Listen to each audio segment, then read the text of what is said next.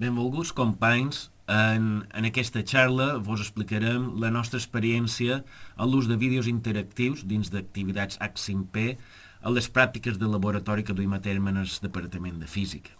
A l'inici de març del 2020, en previsió d'un possible confinament, vàrem fer una gravació de totes les pràctiques de laboratori corresponents a les assignatures de Física 2 del grau de Química i de fonaments d'instal·lacions del grau d'Enginyeria Agroalimentària, a fi de que, si mos confinaven, com a mínim poguéssim veure com se feien les pràctiques. Llavors, ja al curs 2021, ens varen demanar què podíem fer per aprofitar la feina feta de la gravació dels vídeos, i se'ns va ocórrer la idea de convertir els vídeos gravats en vídeos interactius dins d'una activitat H5P, arrel d'un curset que havíem fet del G9 referent a la creació d'activitats amb aquest format. H5P és un entorn en el qual s'aglutinen diversos tipus d'activitats que s'emmagatzemen amb un codi HTML5. Nosaltres no necessitam de saber HTML5,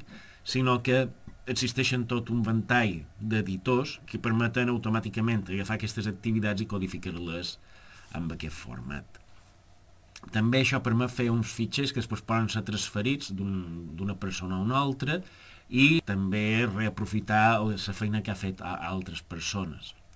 Com veurem, tot i que existeixen molts de tipus d'activitats que se poden incloure, a nosaltres la que ens va cridar més l'atenció va ser l'activitat dels vídeos interactius. Els vídeos interactius bàsicament és quan un té un vídeo, li pots inserir una sèrie de preguntes i que els alumnes es veuen obligats a contestar i, per exemple, pots forçar que no puguin anar cap endavant en el vídeo i que si no contesten correctament, llavors els tornem a un punt anterior del vídeo.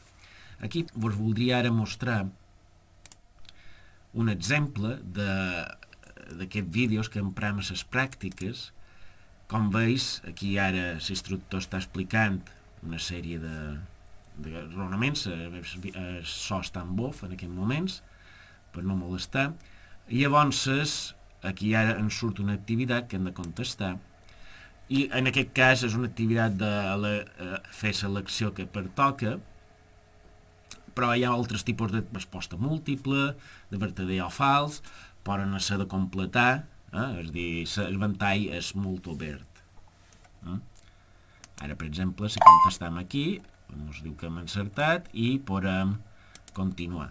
La resposta dels alumnes quedarà enregistrada dins el Moodle i després podrem saber quan han contestat, quants d'intents han necessitat per contestar. Com podeu veure aquí, cada un d'aquests punts significa una pregunta que se'ls farà als alumnes.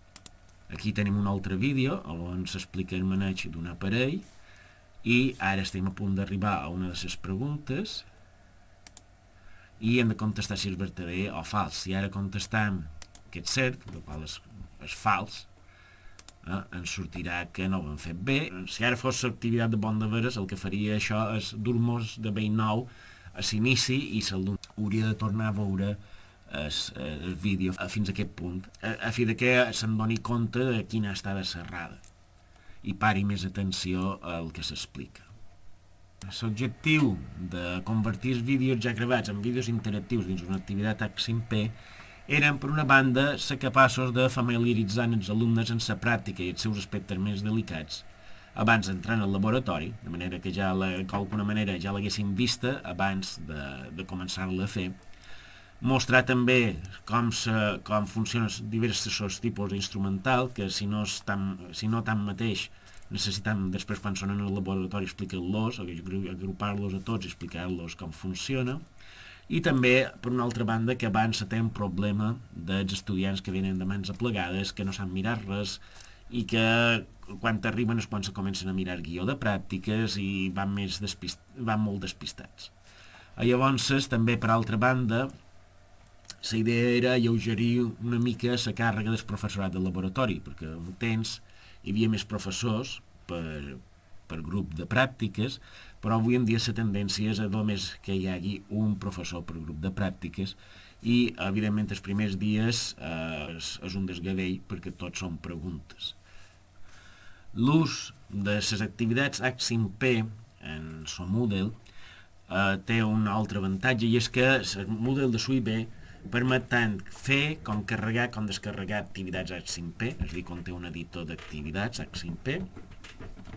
Els fitxers són molt petits, ocupen només un parell de megas i, per exemple, els vídeos se poden gravar dins el Moodle mateix o, per exemple, com haureu vist, si vos no heu donat compte, aquests els vídeos estaven en YouTube, però les preguntes són independents dels vídeos, i un els pot posar els punts de les preguntes allà on un decideixi i formular les preguntes com vulgui.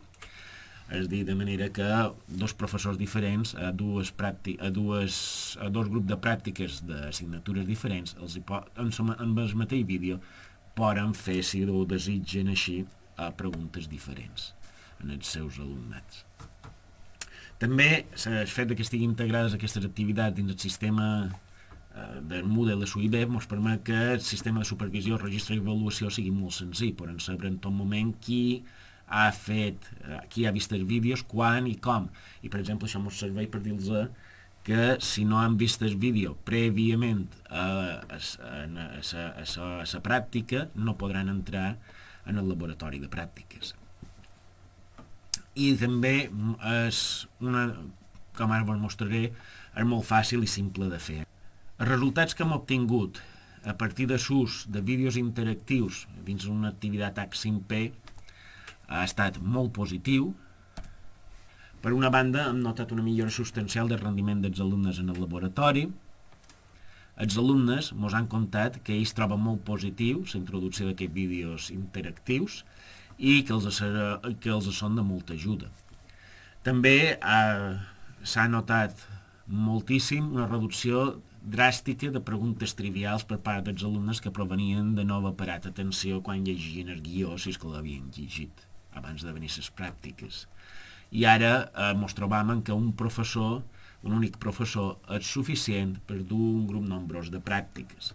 Quan temps enrere, els primers dies érem 3 professors de pràctiques dins el laboratori i, com aquell que diu, no aturàvem ni un segon per explicar als alumnes com se feien les coses i atendre totes les seves preguntes. Ara vos mostraré lo senzill que és crear una activitat H5P.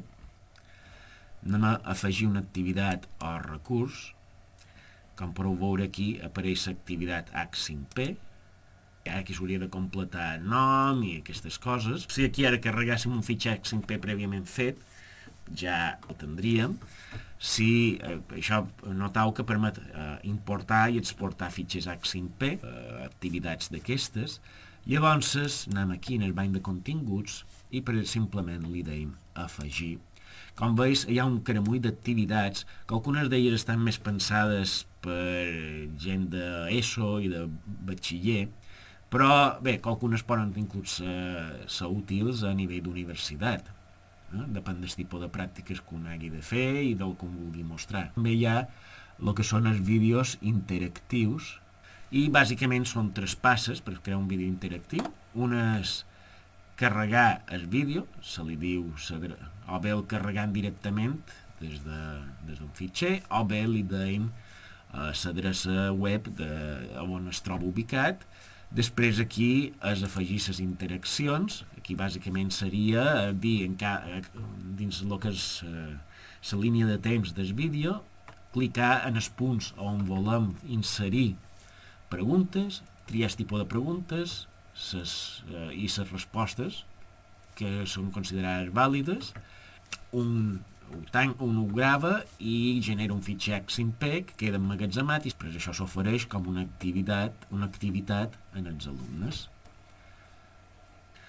Esperam que la nostra experiència en vídeos d'H5P vos hagi resultat d'interès i que per ventura hagueu vist una manera nova d'innovar dins les vostres pràctiques de laboratori. Gràcies per la vostra atenció.